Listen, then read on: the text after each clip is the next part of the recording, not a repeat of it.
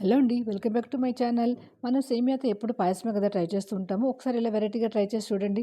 దీనికోసం నేను తీసుకునేది ఒక కప్పు సేమియా తీసుకున్నానండి. సేమియాని ముందుగా మనం నీటిలో ఫ్రై చేసి పెట్టుకోవాలి. ఒక కప్పుకి 1 ½ కప్ వాటర్ తీసుకొని బాగా బాయిల్ అయిన తర్వాత సేమియానైతే ఇందులో యాడ్ చేసేసానండి. సేమియా బాగా బాయిల్ అయిన తర్వాత ఇందులో కప్పుకు తగ్గించి బెల్లం తీసుకున్నాను. బెల్లాన్ని ఇందులో యాడ్ చేసేసుకోవాలి. అలాగే ఇలాచీ పౌడరు, మనకు కావాల్సిన డ్రై ఫ్రూట్సు, కొద్దిగా నెయ్యి వేసి దీన్ని పక్కన చల్లారి పెట్టుకోవాలండి. ఒక కప్పు గోధుమ పిండి తీసుకొని, కొద్దిగా వాటర్ వేసుకొని, అందులోను ఒక స్పూను ఆయిలు, అలాగే చిన్న పించ్ ఆఫ్ సాల్ట్ వేసుకొని, దాన్ని సాఫ్ట్ డౌకింగ్ చేసుకొని పక్కన పెట్టుకోవాలండి. ఇప్పుడు దానిని మనము ఇలా చిన్న చిన్న పూరీల మాదిరిగా ఒత్తుకొని, దాంట్లో చల్లారిపెట్టిన సేమియాని పెట్టేసేసుకొనండి చిన్న చిన్న కట్లెట్ మాదిరిగా చేసుకోవాలి. చేసుకొని వీటిని ఇలాగ షాలో ఫ్రై చేసుకోవాలండి. మీకు కావాలంటే డీప్ ఫ్రై కూడా చేసుకోవచ్చు. ఇలా చిన్న చిన్న కట్లెట్ మాదిరిగా చేసుకొని పిల్లలకి పెడితే చాలా ఇష్టంగా తింటారండి. తినడానికి చాలా బావుంటుంది.